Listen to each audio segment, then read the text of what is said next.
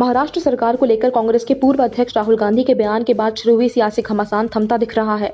राहुल गांधी और मुख्यमंत्री उद्धव ठाकरे के बीच बातचीत हुई है। वहीं मंगलवार देर शाम को ही राहुल गांधी ने मीडिया पर अपने बयान को तोड़ मरोड़ कर पेश करने का आरोप लगाया था। प्रदेश कांग्रेस के एक वरिष्ठ नेता ने कहा कि कांग्रेस के पूर्व अध्यक्ष राहुल गांधी और मुख्यमंत्री उद्धव ठाकरे के बीच बातचीत हुई है। दरअसल मंगलवार को राहुल गांधी ने मीडिया से बात करते हुए कहा था कि महाराष्ट्र में कांग्रेस डिसीजन मेकर नहीं है। सरकार चलाने में और सरकार समर्थन करने में काफी फर्क होता है। राहुल गांधी की शिवसेना के वरिष्ठ नेता और मंत्री आदित्य ठाकरे से भी बात हुई है।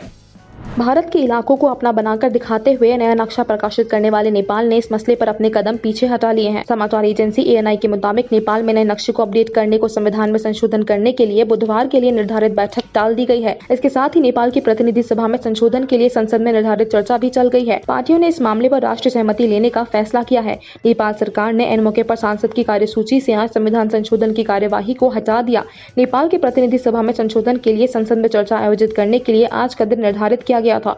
रिपोर्ट्स में कहा गया है कि देश के राजनीतिक दलों ने इस मसले पर राष्ट्रीय सहमति बनाए जाने का फैसला किया। नेपाल के प्रधानमंत्री KP शर्मा ओली ने मंगलवार को नए नक्शे के मसले पर राष्ट्रीय सहमति बनाने के लिए सर्वदलीय बैठक बुलाई थी, लेकिन कुछ अन्य रिपोर्ट्स की माने तो राजनीतिक दलों में इस मसले पर एक राय नहीं बन पाई। मालूम हो कि नेपाल में किसी भी संविधान संशोधन के लिए 2/3 बहुमत की जरूरत होती है। लॉकडाउन में शिथिलता मिलने के साथ ही बीजेपी ने संगठनात्मक गतिविधियां तेज कर दी हैं। मोदी सरकार 2 के 1 वर्ष पूरा होने पर उपलब्धियों के पत्रक और कोरोना महामारी से निपटने के लिए किए गए प्रयासों की जानकारी घर घर पहुंचाई जाएगी। साथ ही पहली बार वर्चुअल रैलियां आयोजित करने का प्रयोग भी किया जाएगा। इसके तहत संगठनात्मक दृष्टि से गठित सभी 6 क्षेत्रों में वर्चुअल रैलियां होगी। यूपी भाजपा के अध्यक्ष स्वतंत्र देव सिंह ने बुधवार को 30 मई से आरंभ होने वाले विशेष अभियान की जानकारी दी। उन्होंने बताया कि डिजिटल माध्यमों से प्रस्तावित रैली में प्रधानमंत्री नरेंद्र मोदी के आत्मनिर्भर भारत अभियान के तहत जारी 20 लाख करोड़ रुपए के आर्थिक पैकेज और प्रदेश की योगी सरकार द्वारा कोरोना आपदा काल में जरूरतमंदों के लिए उपलब्ध कराई सहायता व जन कल्याणकारी योजनाओं के बारे में बताया जाएगा।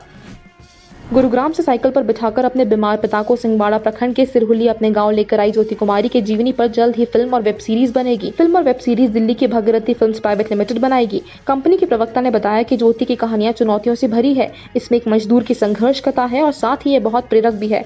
इस बारे में फिल्मकार विनोद कापड़ी ने बताया कि अभी हाल ही में उन्होंने 7 मजदूरों के साथ गाजियाबाद से सहरसा की 1232 किलोमीटर की यात्रा की है। वह जानते हैं कि यात्राएं कितनी खतरनाक होती हैं। इस पर उनकी डॉक्यूमेंट्री जल्द ही आने वाली है। कहानी को विस्तार से समझने के लिए वे जल्द ही दरभंगा आकर ज्योति और मोहन पासवान से भी मुलाकात करेंगे।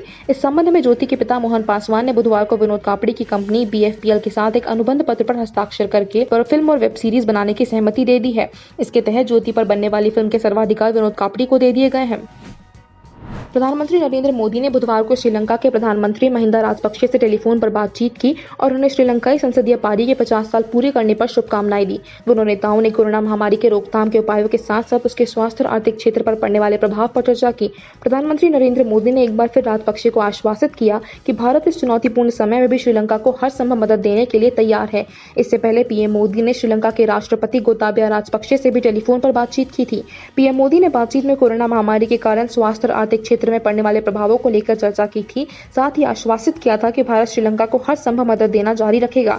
उस वक्त राष्ट्रपति राजपक्षे ने श्रीलंका में आर्थिक गतिविधियां शुरू किए जाने के लिए अपने कदमों की जानकारी भी दी थी। प्रधानमंत्री नरेंद्र मोदी ने श्रीलंका के लोगों की खुशहाली और उनके स्वास्थ्य जीवन की भी कामना की थी।